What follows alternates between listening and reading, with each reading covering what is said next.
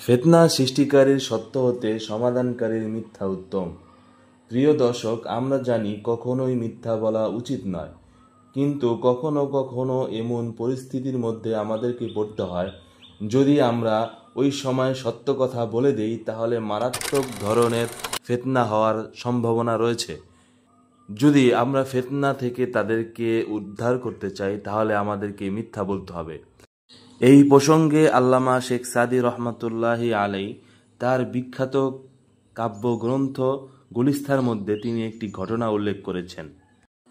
দর্শকদের বিরক্তি এড়ানোর জন্য আমরা ফার্সি শব্দ উচ্চারণ করব না।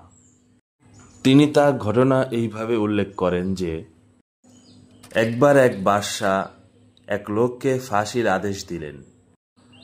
ফাঁসির আদেশ শুনে ওই ব্যক্তি, মানুষ যখন বাঁচার ইচ্ছা হারিয়ে ফেলে তখন সে যা ইচ্ছা তাই বলতে থাকে।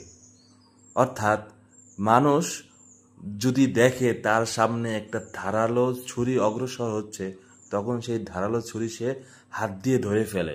অর্থাৎ সে ব্যথা পাবে কি না পাবে তার কোনো চিন্তা থাকে না। এজন্য মানুষ যখন একেবারে শেষ সীমায় চলে যায় তখন সে যা ইচ্ছা তাই করে ফেলে।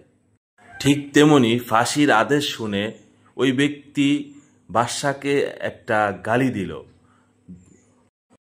আরবি ভাষা হোক, ফার্সি ভাষা হোক, অন্য কোনো ভাষায় সে বাদশাকে একটা গালি দিল। যখন বাদশাকে গালি দিল, বাদশা তার এক মন্ত্রীকে জিজ্ঞেস করলো যে এই লোকটা কি বলল। তখন মন্ত্রী বলল যে, দেখেন, উনি তো আপনার প্রশংসা করেছে। কেমন প্রশংসা করেছে? আল্লাহ পাক রব্বুল আলামিন ওই মানুষদেরকে ভালোবাসেন যারা মানুষদেরকে ক্ষমা করে দেয়। এই কথা শুনে বাদশার মনে একটু মানবতার উদয় হলো। কিন্তু পাশের আরেক মন্ত্রী সে বলে উঠল, তখন সে